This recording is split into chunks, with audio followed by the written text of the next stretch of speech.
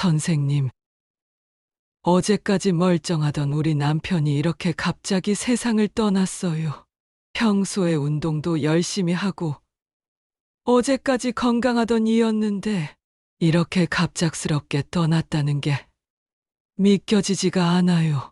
일상생활 도중 갑자기 찾아오는 심장질환, 대처할 틈도 없이 생명을 앗아가는 이 질환을 어떻게 미리 알 수 있을까요? 오늘 정말 잘 오셨습니다. 20년간 심장 전문의로 일해오며 얻은 심장질환 예방법을 알려드릴 교. 지금 이 순간에도 여러분의 혈관 속에서는 조용한 전쟁이 벌어지고 있어요. 제가 20년간 심장내과에서 환자분들을 진료하면서 가장 안타까웠던 순간이 언제였는지 아세요? 바로 선생님, 저는 아무 증상도 없었는데요 라고 말씀하시는 환자분들을 볼 때였습니다. 혈관이 90%까지 막혀도 증상이 없을 수 있어요. 그런데 그 나머지 10%가 막히는 순간 심근경색이나 뇌졸중으로 응급실에 실려오게 되는 거죠. 하지만 우리 몸은 거짓말을 하지 않습니다. 분명히 신호를 보내고 있어요. 문제는 우리가 그 신호를 놓치고 있다는 거예요. 오늘 말씀드릴 내용은 그동안 제가 본 환자분들 중에서 가장 후회스러웠던 케이스들을 바탕으로 오늘 말씀드리는 거예요. 어제도 의료진 회의에서 이런 얘기가 나왔어요. 환자들이 초기 증상을 더 빨리 알아차렸다면 이런 심각한 상황까지 오지 않았을 텐데. 그래서 오늘 이 영상을 통해 여러분께 꼭 알려드리고 싶었습니다. 혈관이 막혀갈 때 나타나는 4가지 신호와 그 대처법을요. 여러분, 충격적인 통계를 하나 말씀드릴게요. 우리나라 성인 10명 중 3명이 고혈압 환자입니다. 그런데 이 중에서 혈관 질환으로 인한 돌연사가 한 해에 2만 명이 넘어요. 하루에 55명씩 세상을 떠나고 있다는 뜻이죠. 더 무서운 건 이 중 70%가 평소에 나는 건강하다고 생각했던 분들이라는 거예요. 제가 어제 배웠던 50대 남성 환자분의 사례를 말씀드릴게요. 평소에 운동도 하고 건강관리도 나름 잘 하신다고 생각하셨는데 갑자기 가슴이 답답해서 오셨어요. 검사 결과 심장 혈관 3개 중 2개가 70% 이상 막혀 있었습니다. 선생님, 저는 정말 몰랐어요. 가끔 어지럽긴 했는데 이런 말씀을 하시더라고요. 바로 그 가끔 어지러움이 우리 몸이 보낸 신호였던 거죠. 그리고 지난주에는 더 충격적인 사례가 있었어요. 45세 여성분이었는데 평소에 목과 어깨가 자주 아파서 마사지를 받으러 다니셨대요. 그런데 어느 날 갑자기 의식을 잃으시고 응급실로 오셨어요. 검사 결과 뇌혈관이 완전히 막혀 있었습니다. 그 목과 어깨 통증이 사실은 혈관 문제로 인한 초기 신호였던 거죠. 이분은 다행히 빠른 처치로 생명은 구했지만 왼쪽 팔다리에 마비가 남았어요. 만약 그 신호를 미리 알아차렸다면 이런 일은 없었을 거예요. 세계보건기구 자료를 보면 심혈관 질환은 전 세계 사망 원인 1위예요. 특히 아시아 지역에서는 그 비율이 더 높죠. 그런데 여기서 중요한 건 이런 질환의 80%는 예방 가능하다는 거예요. 조기에 신호를 알아차리고 적절히 대처하면 충분히 막을 수 있다는 뜻이죠. 그럼 혈관이 막혀간다는 게 정확히 무엇을 의미하는지 설명해 드릴게요. 우리 혈관 벽에는 콜레스테롤, 염증 물질, 혈소판 등이 쌓여서 플라크라는 것을 만들어요. 이 플라크가 점점 커지면서 혈관을 좁혀가는 거죠. 문제는 이 과정이 10년, 20년에 걸쳐 아주 천천히 진행된다는 거예요. 그래서 우리가 느끼지 못하는 거죠. 혈관을 수도관에 비유해서 설명드릴게요. 새 수도관은 물이 세게 나오죠. 하지만 시간이 지나면서 녹이 슬고 이물질이 쌓이면 물이 약하게 나와요. 우리 혈관도 마찬가지예요. 젊을 때는 혈관이 깨끗해서 혈액이 잘 흘러요. 하지만 나이가 들면서 혈관 벽에 플라크가 쌓이면 혈액 공급이 어려워지는 거죠. 더 무서운 건 이 플라크가 어느 순간 터져버릴 수 있다는 거예요. 그러면 혈전이 생기면서 혈관을 완전히 막아버리거든요. 이게 바로 심근경색이나 뇌졸중의 원인이죠. 플라크가 터지는 이유는 여러 가지가 있어요. 갑작스러운 혈압 상승, 심한 스트레스, 과도한 운동, 심지어 추운 날씨에 갑자기 나가는 것도 원인이 될 수 있어요. 특히 고혈압 환자분들은 혈관 벽에 가해지는 압력이 높기 때문에 이런 과정이 더 빠르게 진행돼요. 그런데 여기서 중요한 건 우리 몸이 이런 변화에 적응하려고 노력한다는 거예요. 혈관이 좁아지면 심장이 더 세게 뛰려고 하고 다른 혈관들이 우회로 역할을 하려고 하죠. 이를 측부순환이라고 해요. 주된 혈관이 막히면 작은 혈관들이 그 역할을 대신하려고 하는 거죠. 마치 고속도로가 막히면 지방도로로 우회하는 것과 같은 원리예요. 하지만 이런 대상 작용에도 한계가 있어요. 그 한계점에 도달하기 전에 우리 몸은 분명히 신호를 보내고 있습니다. 실제로 심장은 혈관이 좁아질수록 더 많은 일을 해야 해요. 정상적인 심장은 분당 60에서 100회 정도 뛰지만 혈관에 문제가 있으면 더 빨리, 더 세게 뛰어야 하거든요. 이 과정에서 심장 근육이 피로해지고 결국 다양한 증상으로 나타나는 거죠. 혈관이 막혀갈 때 우리 몸이 보내는 신호 4가지를 정확히 알려드릴게요. 첫 번째 신호는 계단을 오를 때 유독 숨이 찬 경우예요. 평소보다 23층만 올라가도 숨이 차고 가슴이 답답하다면 심장 혈관에 문제가 있을 수 있어요. 심장 근육에 산소 공급이 부족해서 나타나는 증상이거든요. 특히 쉬면 괜찮아지는데 움직이면 다시 숨이 차다면 반드시 검사를 받아보세요. 두 번째 신호는 어깨와 목 뒤가 자주 결리는 경우예요. 많은 분들이 그냥 근육 결림이라고 생각하시는데 실제로는 혈액순환 장애 때문일 수 있어요. 특히 왼쪽 어깨와 목 뒤쪽이 계속 아프다면 심장혈관 문제를 의심해 봐야 해요. 제가 진료한 환자분 중에서도 어깨가 아파서 정형외과만 다녔는데 알고 보니 심장 문제였다는 경우가 정말 많아요. 세 번째 신호는 새벽에 자주 깨는 경우예요. 새벽 24시 사이에 자주 깨고 식은땀이 나거나 가슴이 두근거린다면 주의하세요.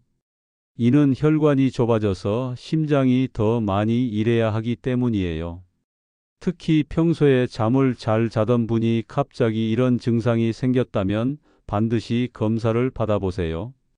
네 번째 신호는 발가락 끝이 차갑고 저린 경우예요. 말초 혈관의 순환 장애 신호예요. 특히 양쪽 발가락이 아니라 한쪽만 차갑다면 더욱 주의해야 해요. 이는 해당 부위로 가는 혈관에 문제가 있을 수 있거든요. 자, 이제 가장 중요한 부분이에요. 그럼 왜 혈관이 막히게 되는 걸까요? 원인을 정확히 알아야 예방할 수 있겠죠.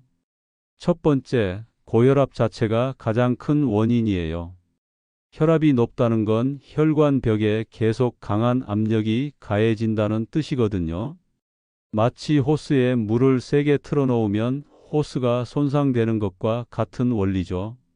혈압이 최대 140 최소 90 이상이면 고혈압이라고 진단해요. 하지만 요즘은 최고 130 최저 수치 80 이상이면 주의 깊게 관리해야 한다고 보고 있어요. 혈압을 좀 더 자세히 설명해 드릴게요.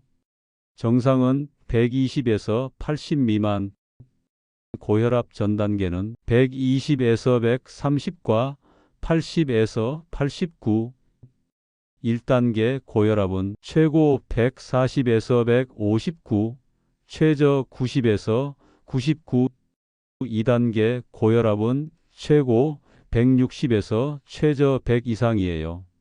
문제는 많은 분들이 1단계 고혈압까지는 별로 높지 않다고 생각하신다는 거예요.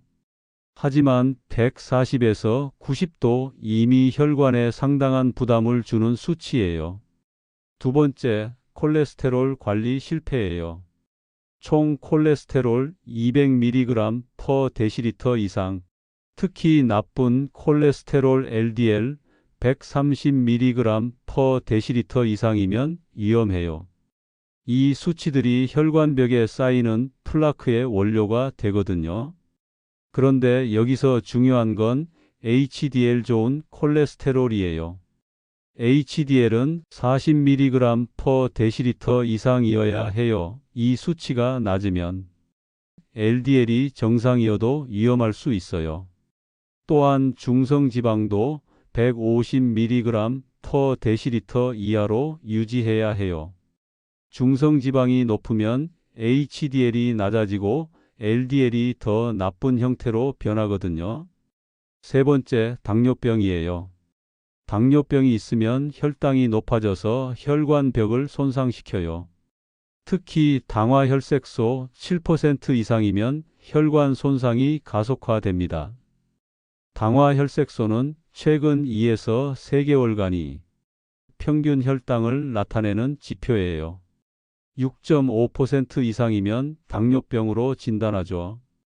그런데 당뇨병 환자의 80%가 심혈관 질환으로 사망한다는 통계가 있어요. 당뇨병 자체보다 혈관 합병증이 더 무서운 거죠. 네 번째, 흡연과 음주예요. 담배의 니코틴은 혈관을 수축시키고 과도한 음주는 혈압을 올려요. 특히 하루 소주 2잔 이상 마시면 위험해져요. 흡연이 혈관에 미치는 영향은 정말 심각해요. 담배를 피우면 혈관 내피세포가 손상되고 혈소판이 뭉치기 쉬워져요. 또한 혈액 속 산소 농도가 떨어져서 심장이 더 열심히 일해야 하죠. 다섯 번째, 스트레스와 수면 부족이에요.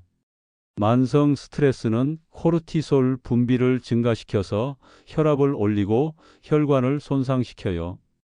또한 수면 부족은 교감신경을 활성화해서 혈압을 상승시키죠.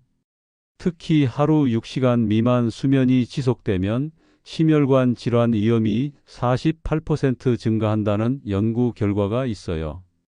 여섯 번째, 운동 부족과 비만이에요. 복부 비만은 특히 위험해요. 내장 지방이 염증 물질을 분비해서 혈관을 손상시키거든요. 하지만 여기서 중요한 건 이런 원인들이 복합적으로 작용한다는 거예요. 고혈압만 있는 게 아니라 콜레스테롤도 높고 당뇨도 있고 담배도 피우면 혈관 손상 속도가 기하급수적으로 빨라져요. 예를 들어 고혈압만 있으면 심근경색 위험이 2배 증가하지만 여기에 당뇨병과 흡연이 추가되면 위험도가 8배까지 증가해요. 그럼 이제 이런 증상이 있을 때 어떻게 해야 하는지 즉시 실천할 수 있는 5가지 방법을 알려드릴게요.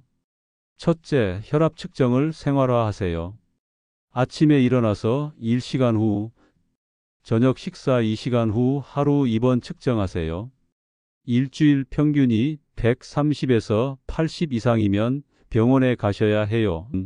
두 번째, 하루 30분씩 빠르게 걸으세요. 하루 30분, 주 5일 이상 빠르게 걷기만 해도 혈관 건강이 크게 개선돼요. 운동하면서 말할 수 있을 정도의 강도가 적당해요. 세 번째, 염분 섭취를 줄이세요.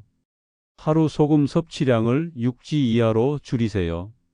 김치, 젓갈, 라면 등을 줄이고 대신 채소와 과일을 많이 드세요. 네 번째, 체중 관리는 선택이 아닌 필수예요. BMI 25 이하로 유지하세요. 복부 비만이 특히 위험해요. 허리둘레 남성 90cm, 여성 85cm 이하로 유지하시면 돼요. 다섯 번째, 스트레스 관리에 신경 써 주세요. 스트레스는 혈압을 높이고 혈관을 수축시켜요. 명상, 요가, 취미 활동 등으로 스트레스를 관리하세요. 그럼 이제 언제 병원에 가야 하는지 정확한 기준을 알려드릴게요. 만일 여러분이 가슴 통증이 20분 이상 지속되거나 왼쪽 팔이나 턱까지 아픔이 퍼지거나 갑자기 말이 어둔해지거나 한쪽 팔다리에 힘이 없거나 심한 두통과 함께 구토가 난다면 즉시 병원에 방문하셔야 해요. 생명이 위독한 상황일 수도 있으니 꼭 신속하게 병원에 방문하셔서 진료를 받아보셔야 해요. 기본적으로 심전도, 혈액 검사, 가슴 X-레이는 10만 원 내외로 받을 수 있어요. 더 정확한 진단이 필요하면 심장 초음파, 운동부하 검사 정도가 추가로 필요해요. 요즘은 건강보험 적용도 잘 되니까 부담스러워하지 마시고 꼭 검사 받으세요. 심장 관련 증상이면 심장내과, 뇌혈관 관련 증상이면 신경과나 신경외과를 가시면 돼요. 애매하면 일단 내과에서 상담받고 필요시 전문가로 의뢰받으시면 됩니다. 여러분, 오늘 말씀드린 내용 정말 중요해요. 혈관 질환은 조용한 살인자라고 불려요. 증상이 없다가 갑자기 생명을 위협하기 때문이죠. 하지만 우리 몸은 분명히 신호를 보내고 있어요. 오늘부터 실천해 주세요. 지금 당장 혈압을 측정해 보세요. 오늘 말씀드린 4가지 신호 중 해당되는 게 있는지 체크해 보세요. 해당되는 증상이 있으면 일주일 안에 병원에 가세요. 제가 20년간 환자분들을 진료하면서 느낀 건 조기에 발견하고 관리하면 정말 건강하게 오래 살 수 있다는 거예요. 여러분의 건강한 삶을 위해서 오늘 이 영상을 끝까지 봐주셔서 감사합니다. 댓글로 여러분의 실천 의지를 적어주세요. 나는 오늘부터 혈압을 매일 측정하겠습니다. 이런 식으로 적어주시면 더 큰 동기부여가 될 거예요. 그리고 주변에 고혈압 환자가 있으시면 이 영상을 꼭 공유해 주세요. 한 사람의 생명을 구할 수 있을지도 모르거든요. 구독과 좋아요는 더 많은 분들에게 도움이 되는 의학 정보를 전달하는 데 큰 힘이 됩니다. 건강한 하루 보내세요. 감사합니다.